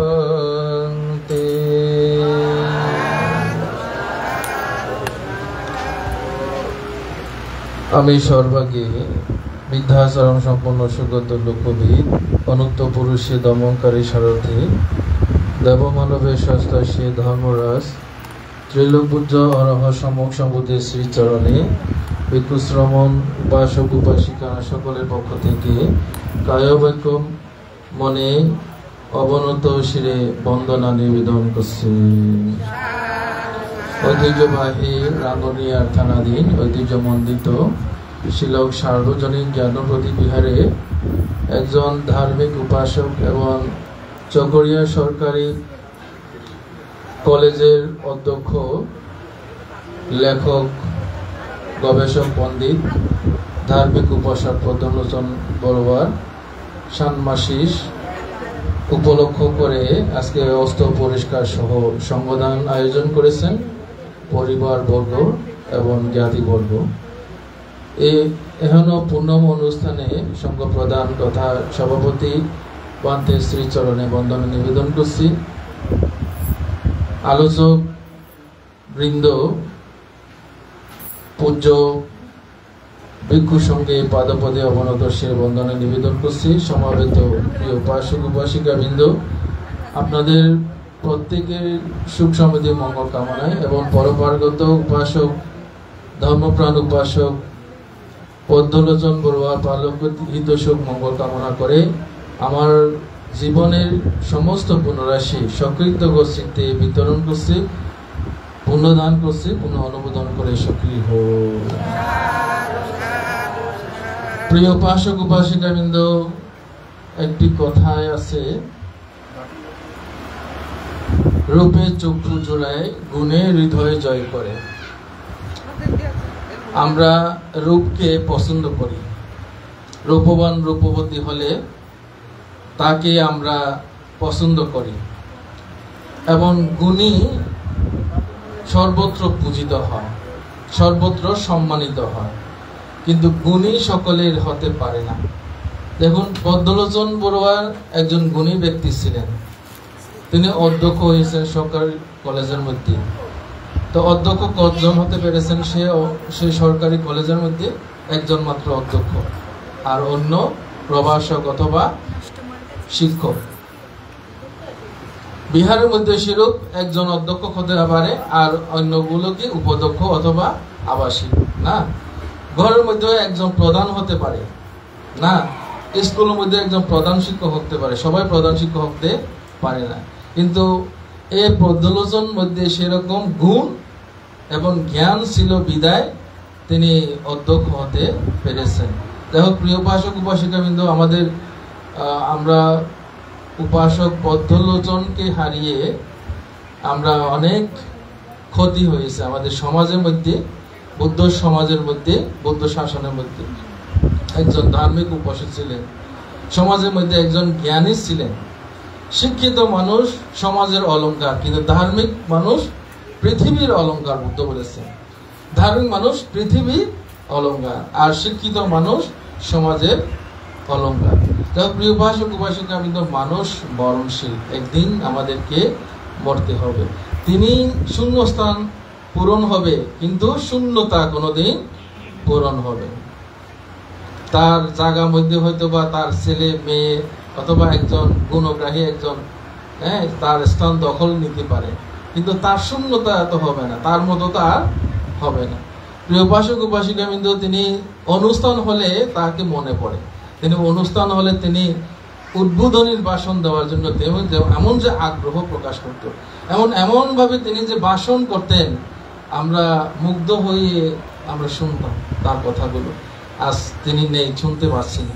প্রিয় উপাসক উপাসিকা বৃন্দ, যখন জ্ঞানপ্রদী বিহারের মধ্যে যখন কঠিন জীব দান হয়, তিনি উদ্বোধনী ভাষণ দিতেন। কত মানুষেরা তার কথায় শুনতো, আর এই বছর তার কথা আর শুনতে পাবো না। যাই হোক প্রিয় উপাসক উপাসিকা বৃন্দ, তার কথা অনেক স্মৃতি রয়েছে। কিছুদিন আগেও যে আমাদের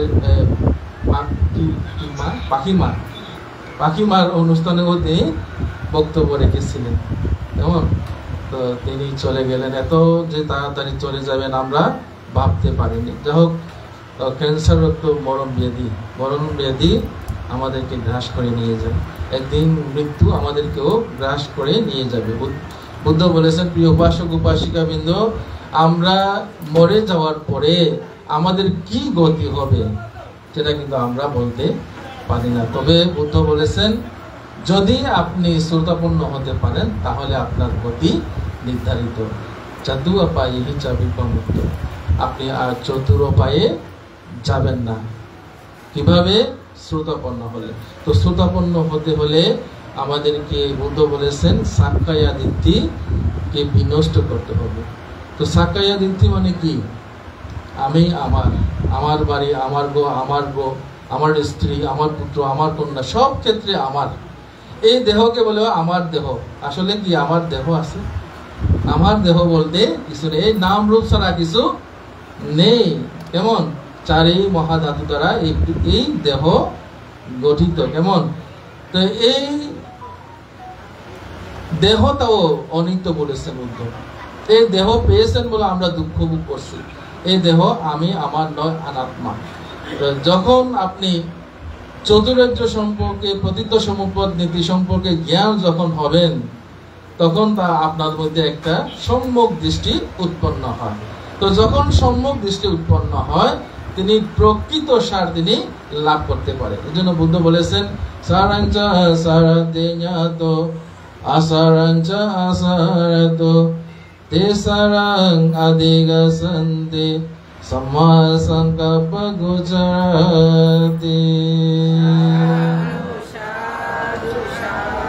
যাহারা এভাবে জ্ঞান তার মধ্যে উৎপন্ন হয়, বিচার বিশ্লেষণ করা জ্ঞান উৎপন্ন হয়, যথাযথ জ্ঞান উৎপন্ন হয়, তখন তিনি সে ওই সক্কায় দৃষ্টিকে তিনি চূর্ণ বিচূর্ণ করে সম্যক দৃষ্টি উৎপন্ন হয়।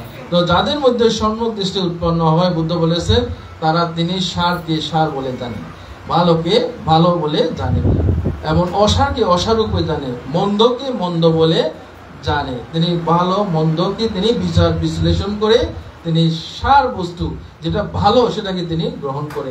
কারা?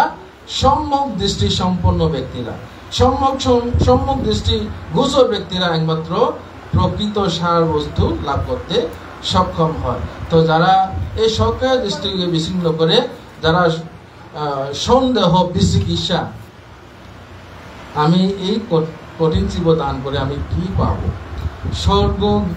আমি স্বর্গ নরক কোথায় আছে আমি বিশ্বাস করি না। হ্যাঁ, আমি দান করে কি ফল পাবো, আমি শীল পালন করে কি ফল পাবো, এবং আমি ভাবনা করে কি আমার মুক্তি আছে, এরকম দুদুল্য মনে সন্দেহ জিনিসটা যতক্ষণ থাকবে ততক্ষণ আপনি প্রকৃত ধর্মকে আপনি বুঝতে পারবেন না। এজন্য বুদ্ধ বলেছেন, এই যখন সন্দেহ উৎপন্ন হয় তখন গুরুর সান্নিধ্যে যেতে হয়, গুরুকে প্রশ্ন জিজ্ঞাসা করতে হয়। হ্যাঁ, যে জানার ইচ্ছাগুলো আছে সে ইচ্ছাগুলো পূরণ করার জন্য সে গুরু সান্নিধ্যে যেতে হয়, গুরু সান্নিধ্যে আলাপ করতে হয়। তখন গুরু বলবে এইভাবে এভাবে তুমি আচরণ করো, এভাবে এভাবে আচরণ করলে তোমার সন্দেহ জিনিসটা বিচিকিৎসা তোমার দূরীভূত হবে। তখন সন্দেহ চলে গেলে আপনি সৎ পথে বা ধর্ম সৎ পথে আচরণ করতে সমর্থন হবেন। পাশাপাশি শিলবদ্ধ পরামর্শ, আমরা অনেক সময় নানা ধরনের মানত করে থাকি, শ্রেণী পূজা, হ্যাঁ, এসব করে মুক্তি লাভ করার জন্য চেষ্টা করে। আসলে সেই মানত করে পূজা করে এখানে কোনো মুক্তি নেই। তো আমাদের সত্যনারায়ণ গোয়েঙ্কাজি তিনি পূজাবাদকে তিনি প্রাধান্য দেননি। তিনি একমাত্র তিনি অনাগামী মার্গফলে প্রতিষ্ঠিত হয়েছেন বলে, সম্যক দৃষ্টি হয়েছেন বলে তিনি এই পূজাবাদকে বাদ দিয়ে তিনি কি করেছেন, তিনি এই মার্গ পথে গমন করেছেন, অর্থাৎ নির্বাণ পথে গমন করেছেন। তো যার কারণে তিনি সে পূজাবাদকে বাদ দিয়ে তিনি মুক্তি পথ তিনি সন্ধান করেছেন, মুক্তির সন্ধান পেয়ে তিনি অনাগামী লাভ করেছেন।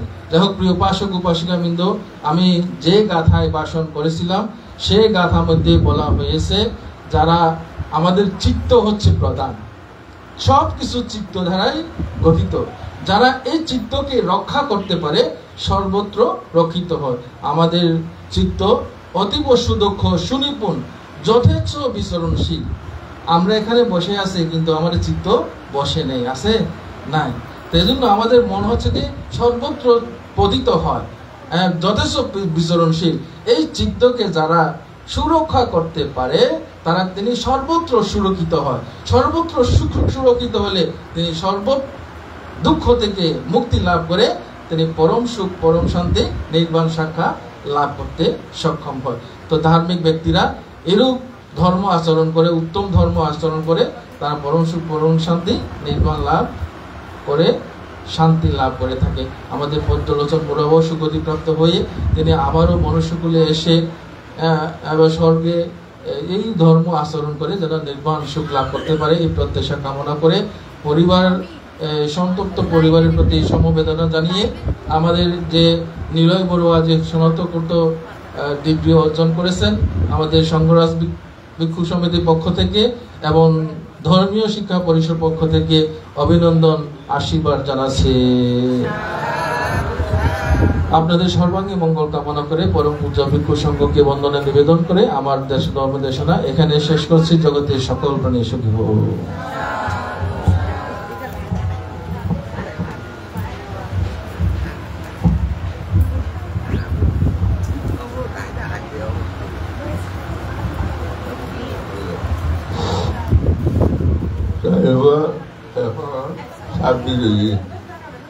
ব্যাকগ্রাউন্ডটা হলি বাংলায় কোনো জায়গা নাই, হয়তো সভাপতির কোনো জায়গা নেই।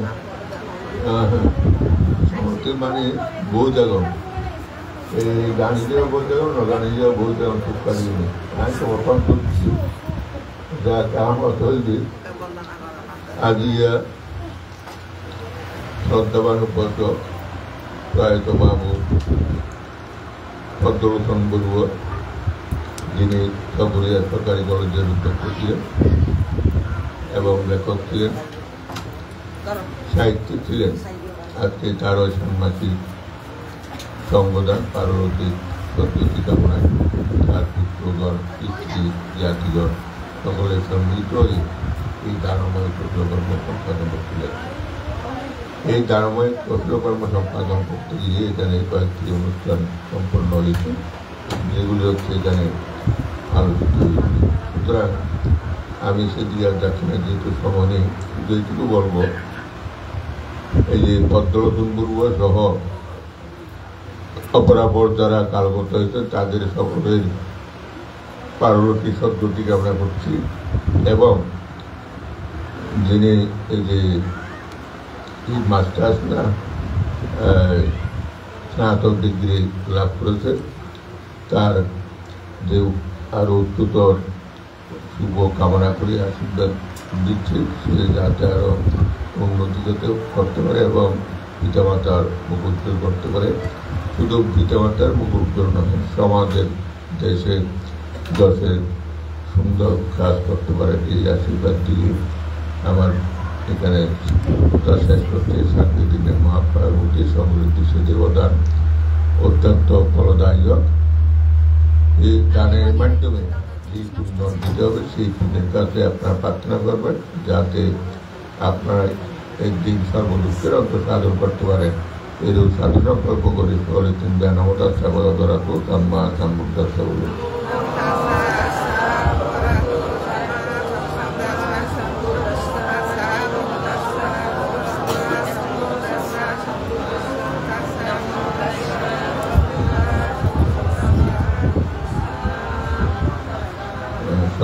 Bante Nandikya Saha Attavarikana Kandata Dana Deva Dutiyampi Nandikya Saha Attavarikana Kandata Dana Deva Tatiyampi Nandikya Saha Attavarikana Kandata Dana Deva Deva জলের প্রভূত কলিন্দ দিলেন গন্ধা দুপঞ্চা দ্বিপঞ্চা পাহানিয়ান মুদ্রাম পিতা আদিগান্নাথ জ্ঞাতি পেত শান্তুত্ত ইদানবৈ দ্বিতীয়ম্পি তৃতীয়ম্পি গন্ধান দুপঞ্চা দ্বিপঞ্চা পাহানিয়ান মুদ্রাম পিতা আদিগান্নাথ জ্ঞাতি পেত শান্তুত্ত ইদানবৈ Idang me nyatian aku tidak nyatai. Idang me nyatian aku tidak nyatai. Unla me ikan makan ikan ini kabar putih. Ewa mewa itu dia kita ada bapak. Ejawari mahapura hari perinti saya ewa mewa itu dia kita ada bapak.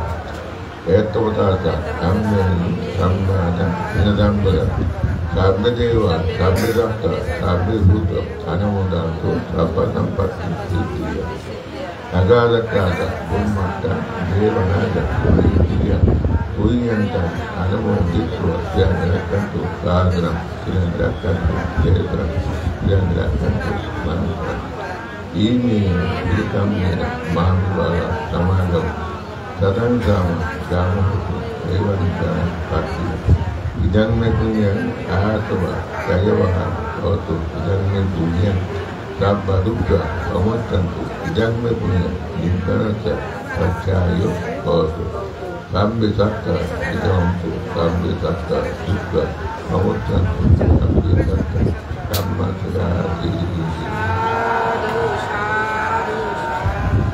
আচ্ছা এখন অনুষ্ঠান বড় সুন্দর হয়ে ব্যাগুনের আশীর্বাদ দিয়ে অনুষ্ঠান সমাপ্ত করলাম এখন বাঞ্চলের পরিবর্তনের ব্যবস্থা করেন